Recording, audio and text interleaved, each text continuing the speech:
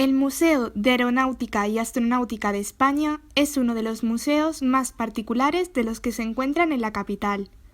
Una muestra de ello es el cartel que nos recibe al llegar, esgrimiendo un lema que resalta los valores patrióticos propios del ejército español. Un detalle simbólico que, sin embargo, no pasa desapercibido ante la exaltación de los héroes de guerra y de las figuras militares con las que el museo personaliza cada capítulo de la historia de nuestro país. Desde Juan de la Cierva hasta Pedro Duque, pasando por un monumento que honra a los caídos en la guerra de Afganistán. Ya al principio del recorrido encontramos figuras que nos recuerdan las penurias de la guerra y el valor de los combatientes en el ejército, promulgando así el amor por la patria y la exaltación de la misma. En la entrada podemos observar ciertas figuras que honran a militares como a Ignacio Hidalgo de Cisneros, general de aviación, al que califican como héroe del pueblo español, o a los caídos del Aeroclub por Dios y por España.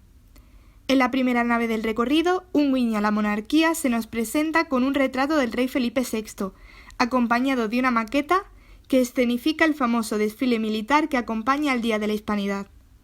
Está hecha a escala y con un gran detalle, e incorpora a todos los miembros del Ejército del Aire, manteniendo como fondo el emblemático Palacio de la Zarzuela. Conforme avanzamos en el recorrido, otra de las salas de esa misma nave es dedicada a enseñar las condecoraciones y medallas de los cargos importantes del ejército, así como las banderas que se han sucedido en España a lo largo de los años.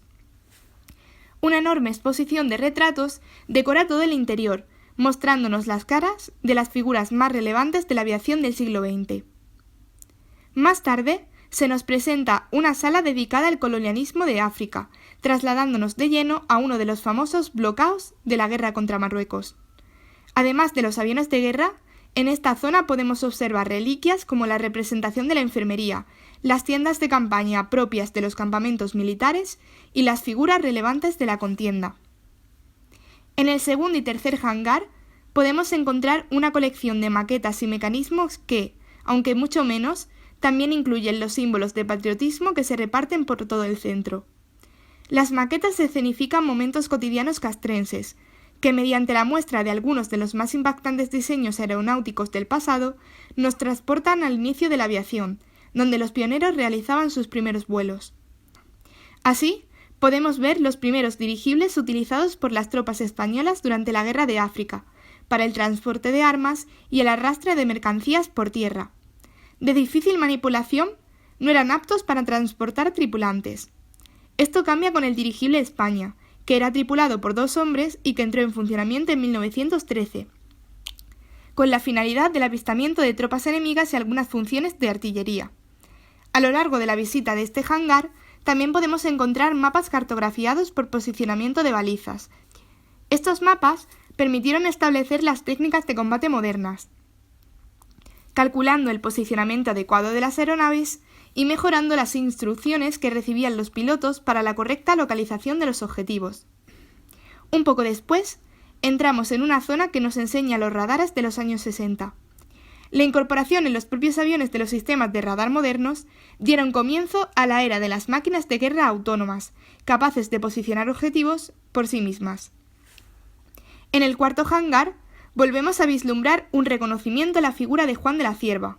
El susodicho fue un inventor y científico aeronáutico español, ingeniero de caminos, canales, puertos y aviador. Su obra más importante fue el invento del autogiro, aparato precursor del actual helicóptero. En el hangar, plenamente dedicado a los helicópteros, se le da una especial relevancia a sus pequeños modelos, capaces de volar. Uno de ellos fue un vehículo muy particular que Pablo Díaz Fernández, autor de los prototipos que incorporaban el autogiro de la Cierva, construyó para Viana Capellanes. Este coche se dedicaba sobre todo a tareas de reparto a domicilio y venta ambulantes, en los lugares de ocio de la época. La conducción de estos coches requería una especial pericia, puesto que las hélices tomaban impulso con el movimiento, levantando el vehículo del suelo con la dificultad que esto suponía, tanto en la dirección como en el sistema de frenado. Después de algún otro susto, es interesante mencionar que hubo que diseñar un prototipo de bloqueo de las hélices. El museo, que se creó tras la Guerra Civil con la intención de reflejar la historia y evolución del Ejército del Aire, Tiene por finalidad la adquisición, conservación y exposición de los bienes que constituyen el patrimonio histórico de la aeronáutica española. Su ubicación está a las afueras de Madrid, en Cuatro Vientos, y lleva ahí desde el 1975. A lo largo del tiempo se han sucedido varias ampliaciones que le convierten en un referente europeo de la aeronáutica. Durante la dictadura franquista, el lugar donde hoy se sitúa el museo era un paseo concurrido por jóvenes que iban y volvían del servicio militar. Sin embargo, en la actualidad, esta zona es una de las más problemáticas de la capital debido a su cercanía con la carretera M30, lo que asegura un tráfico excesivo. Además, aunque resulta comprensible que un museo que tiene unos materiales de exposición con unas dimensiones tan exageradas no pueda colocarse en el centro de la ciudad, las extensiones de terreno abandonadas de su alrededor hacen aún más difícil su acceso. El único modo de llegar a su emplazamiento es a través del transporte público o privado, lo que a veces supone toda una carrera de obstáculos. No obstante, aún hay algunas medidas que se pueden realizar para hacer que este paraíso cultural recupere la gloria de antaño.